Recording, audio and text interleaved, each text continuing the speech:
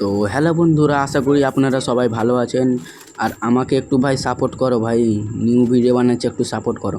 তো আমার সামনে এখানে আমি ঘরে ঢুকতে যাই, তখনই দেখতে বাইরে একটা এনিমি। তো ওকে যখন আমি মারতে যাই, এখানে আমি টায়ারে লাফিয়ে যাই।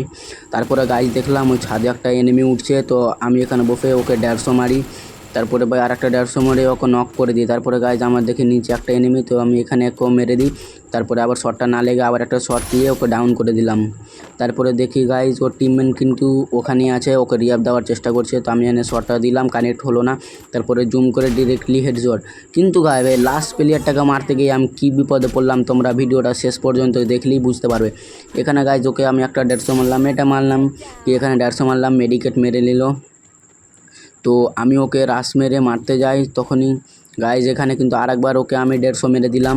তারপরে যখনই গাইজ যাই, ভাই বান্দাটা প্রচুর চালাক ছিল, এখানে আমি মারলাম, তো এখানে ক্যারেক্টার চালু করে দিল। তারপর ওকে এমই লাগলো না, এখানে কিন্তু গাইজ 150 মেরেছিলাম, এটা ফেক ড্যামেজ দিয়েছে। আবার 150 মারলাম গাইজ, তারপরে মারতে গিয়ে আবার মরছে না গাইজ, আবার 150। কী বলবো ভাই।